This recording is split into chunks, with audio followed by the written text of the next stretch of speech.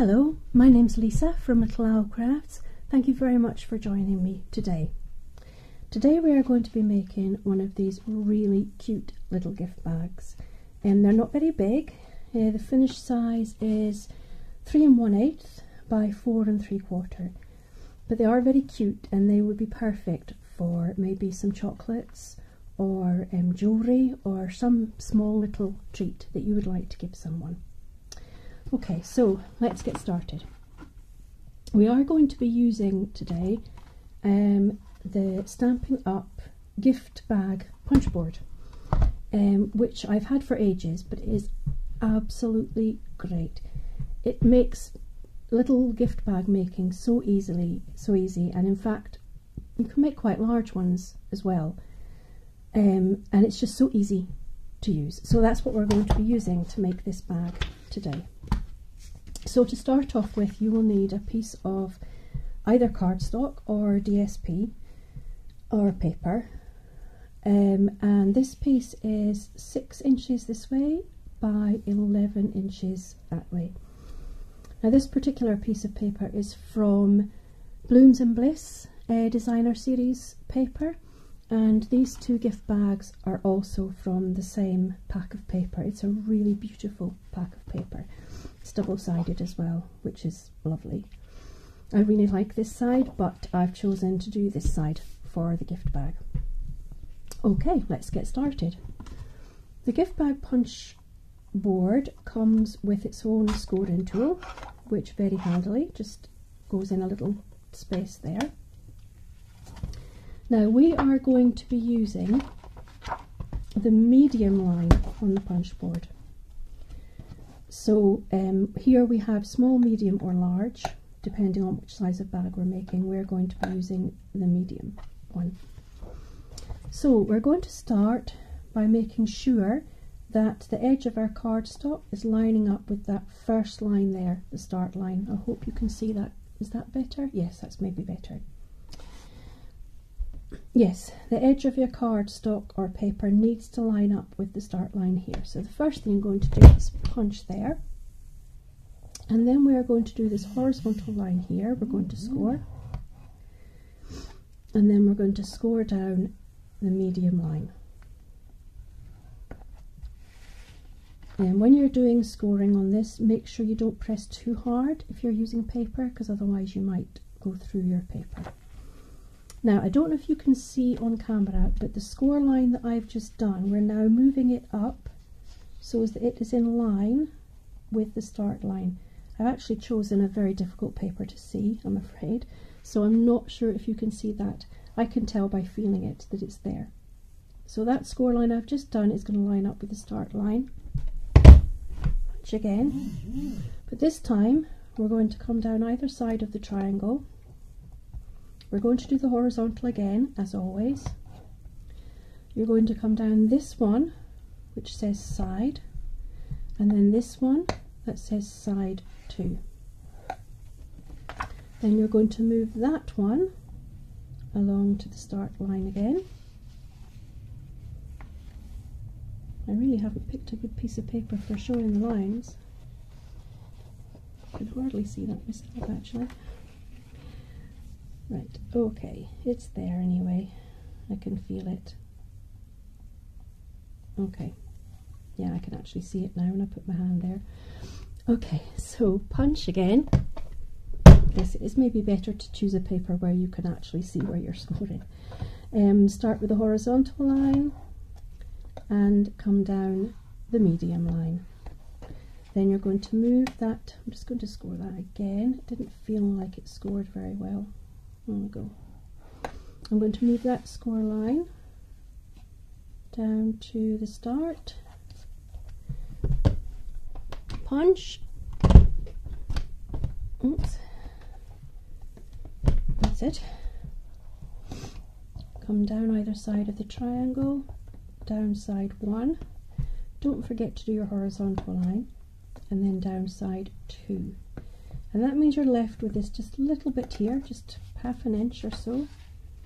And you're going to line that up again with the start line, and this time you're just going to punch. You're not going to do any scoring. Okay, So that's us finished with the punch board. And put that out of the way. We'll get those out of the way as well.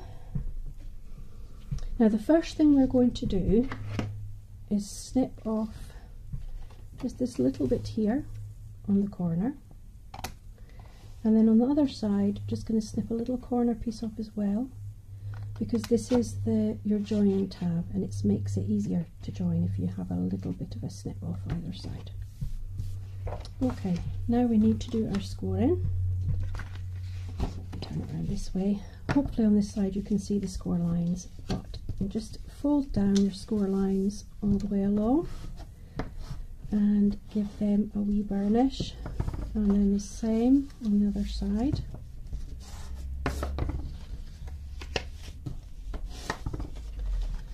Put it along. And the last one. Now these ones in the middle here that we did, I'm not going to actually burnish them. I'm just going to give them a little fold in the opposite direction to the other ones. And this bit here just makes it easier to pinch in here. That's what that bit's for. So all you need to do is just give it a little fold in the opposite direction. Okay, now we're ready to put it together. So the first thing we need to do is glue down this tab here. I'm going to use my glue runner because I think it holds perfectly well, but you might feel you want it stronger, in which case use something a little stronger, either some tacky glue or some tear and tape or something like that. Okay, now when I fold over this, I should be able to fold this over and it will line up exactly with the other side, like that. And then you're going to take this piece here, one of the long pieces here, and you're going to glue the inside of that one. Now when you fold in your side bits, before you press down the side that's glued, just make sure that it is sitting nice and square before you glue it. I usually just pop my hand inside just to make sure it is nice and firmly glued. Okay, and if you just pinch in the top slightly, that is your finished gift bag. Very, very quick and easy to do. So now we're going to add the decorations. I absolutely love this little puppy. So, so cute. It comes from the stamp set Bella and Friends, this one here, and there's several different puppies, but this one's my favourite. That's why I've chosen that one today. So for this you're going to need a piece of Whisper White cardstock and your chosen stamp, and I am going to stamp using Basic Grey because I think it stands out well, but at the same time it's nice and soft too. So we're just going to ink that one up. Okay, and we're going to stamp roughly in the middle of the square because we do want to cut the circle around the dog, so roughly in the middle.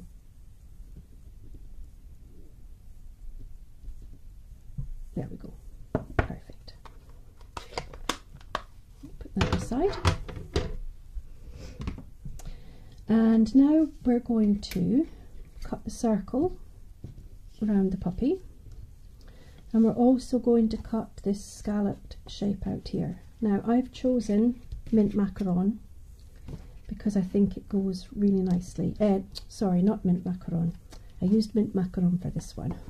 This one is Pool Party, and I just think it picks out the lighter blue in there quite well.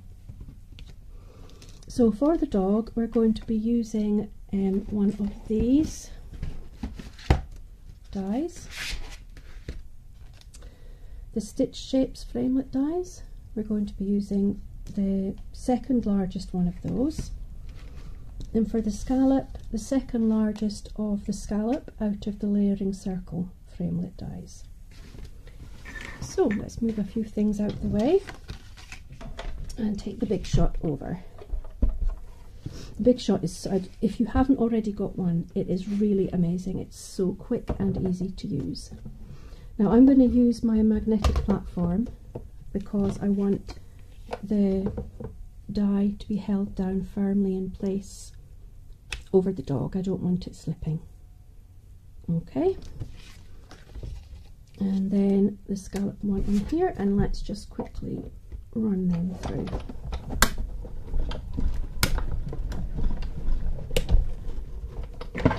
Okay, that's that done. Move the things we don't need out of the way for now. This stitched framelit die just comes up absolutely beautifully. I really like the stitched effect around the edges.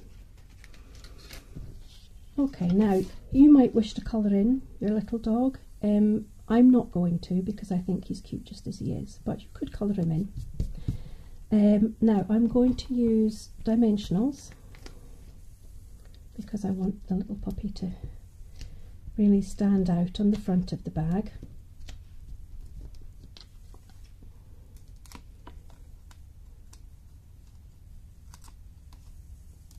That's it. Oh, that one didn't come off, I don't think. No, didn't it? Okay, so we'll pop him on there. And I'm going to use dimensionals again to put the whole thing on the front of the bag. My apologies for the brief interruption there. I can never seem to manage to finish a video without my storage space running out. So my apologies. So we've put the dimensionals onto the back of the scallop circle. And now we're going to put it, I'm just looking to make sure I put it on the front of the bag. You can see the back, you can see the wee join at the back. So I'll put these.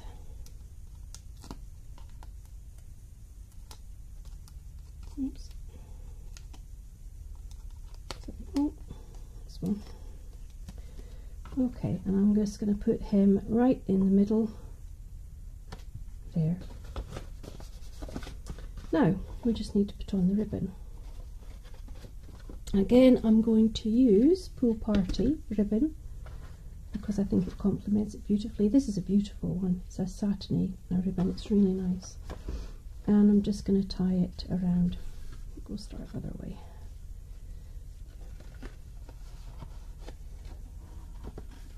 Now I am hopeless at tying bows, which is why you'll notice that these two are both tied in a knot because I'm really not good at tying bows.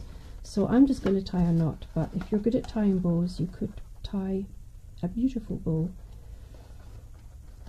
around the top of the gift bag. You want to tie it quite tight because you don't want it coming undone, but not too tight or you'll damage your box. Now, no fingers and thumbs. I told you I'm not very good at all at tying knots, bows, or knots obviously. Okay, that's a little loose. I'm going to tighten that up. I think I'm just going to cut a bit off and make it easier rather than trying to do it from the roll. Yes, that's better.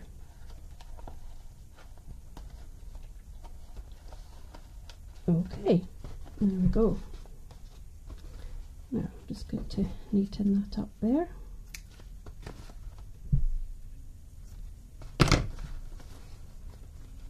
That'll look a bit neater if I turn it around the other side maybe. There we go. Now the last thing to do is I have these little enamel shapes here, very cute. I'm going to use the heart one here. This is again Pool Party. I'm going to use the heart one and just pop it on the little heart on the doggy's collar. There we go. And that is our gift bag finished. Thank you very much for joining me today. if you want to see where you can purchase any of these supplies, or if you need the dimensions, again, they will be mentioned in the link at the bottom of this video. Just click on that, it'll take you to my blog and you'll get all the details there. Thank you for watching me. Bye bye.